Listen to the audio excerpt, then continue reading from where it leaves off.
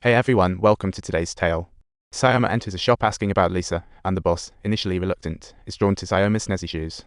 Aiton community doesn't have such rare treasures, but Sayoma's unfazed. The boss mentions Lisa was his childhood buddy, a girl who always marched to the beat of her own drum and despised this place. Apparently, the last time she was around was 5 years ago, and oh boy, something major happened. See, her dad allegedly attended a not-so-great party. The boss claims that's all he knows, because, information from France is just cloaked in mystery.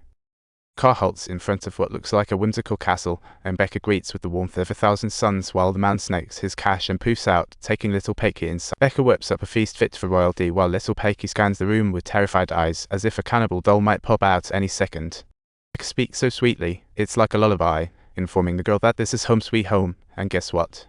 In you, but that woman named Lisa. Complete nutcase in Keller, you've been bamboozled. Peiqi's jaw drops in confusion, and Becca tells her to fetch the photo album. The moment Peiqi sees the pictures, she's frozen like a deer in headlights. I died once, absolute accident. Sorry, that was 5 years ago, but what on earth happened? Hold up, folks, it gets even wilder. In the UK, Lisa channels her inner influencer and drops a video of the kidnapper. Sayoma just returned from Aiton, looking forward to a chill time, but his wife spots Lisa's trending video and demands Sayoma come check it out. The likes and shares on the video are pouring in like rain, and Sayoma decides he's got to ride this wave of fame, rushing to the editor to claim the front page for exposing Lisa's past. Soon, the reporter bursts onto the scene, lighting up the trends in just 2 hours like a lightning bolt. The media storm engulfs Lisa's account, and Sayoma hints at Lisa's rather quirky childhood. Folks start speculating about what kind of weird personality she might have. Netizens are guessing if Peiqi's Disappearance was a self-directed production, and even a day asks Sayoma, "Why don't you want to talk about the past?" Not much to say today. Alrighty then, let's get started. I'm off to report that newspaper whiz kid.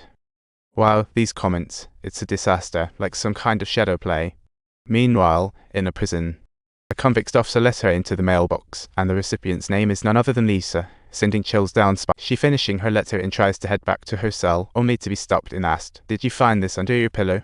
Why keep this missing girl's pic? Do you like her?" The man stays silent, quietly folding the paper, as if he's playing a cat and mouse game. Sayoma gets a call from the Paris department. The cops found signs of Peiqi being held captive at a house, complete with a puddle of blood. The local cops speculate that Peiqi might have met a grim fate. Sayoma's brain is racing. See, why go through all this trouble to kidnap her, and then kill her without asking for a ransom? How bizarre! Lisa gets wind of this news too. French authorities have already run DNA tests. They confirm the blood in the house belongs to Peiqi, and Lisa's whole body shakes as the cops urge the couple to brace themselves. But the hostage's status doesn't look good. Time flies, and new leads vanish like smoke. During Peiqi's 50 days of being missing, Lisa faces a grilling into. The host asks Lisa, after her daughter vanished, "You disregarded the police's advice and started holding campaigns on social media, barking like a dog for hours on end. Please have your youngest son join and ask for help. Your followers have topped 100K, planning to sell stuff." Lisa's stunned by the question. She simply wants her daughter back, but the host seems to suggest she's fishing for sympathy. Word has it that the dad has squandered all the money from his mortgage, perhaps in an attempt to address the farmer's debt crisis. Sayoma returns to Aiton once more, and the shop owner is fuming. After Sayoma's report, Aiton's turned into a bizarre tourist trap attracting tons of young people looking to have a blast. The community's become a chaotic mess, but truth be told, the folks here are rather quaint. They just want the quiet life away from the bustle. Everyone has a right to choose their lifestyle, right? Sayoma can only apologize after hearing this. After months of digging, he finds out that on the day Lisa's dad passed away, she just happened to be there. The girl who married out never visits home for years, then returns only to find her biological dad just took an extended vacation. See coincidence. The boss says he's got no clue, but Sayoma isn't giving up. He finds the nearby precinct in Aiton. The first cop on scene said Lisa's dad slept downstairs, already having a heart condition. The coroner confirmed it was a heart condition, and guess what? There was also a major car accident that day. The cop handled the accident before coming to the scene, such a headless chicken moment. Sayoma stops to take a look at the roadside, where flowers and dolls are placed. It's been 5 years, but folks still visit to pay their respects. Sayoma digs into this traffic accident, finding that 2 people lost their lives. Oh boy, it seems like this is all connecting. Meanwhile, Lisa accompanies her son to an event, capturing a photo of him playing with friends, only for parents to rush over to blame her. One parent bluntly states, "You're forcing your son to perform online. It's just disgusting." Lisa's left speechless, fuming, and quickly takes her son home, only to find a stranger lounging in her living room.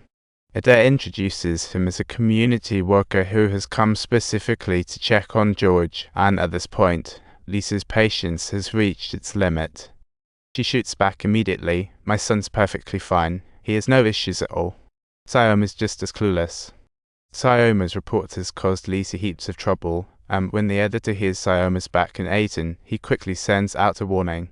Don't meddle with Lisa's case again. The company has gotten several complaints lately. Sioma, as a journalist, is supposed to report the fact that the editor claims the higher-ups have said no more reporting on Lisa. Her child likely isn't coming back. Meanwhile, Peiqi is just fine. She just got a little nosebleed while reflecting on her childhood during the Criggs pit stop en route. Becca is demonstrating immense patience, and to fully convince Peiqi, she gracefully walks into the bedroom, softly opens the closet door, and carefully retrieves from a hidden compartment, "See, you won't believe it, see, a mysterious box."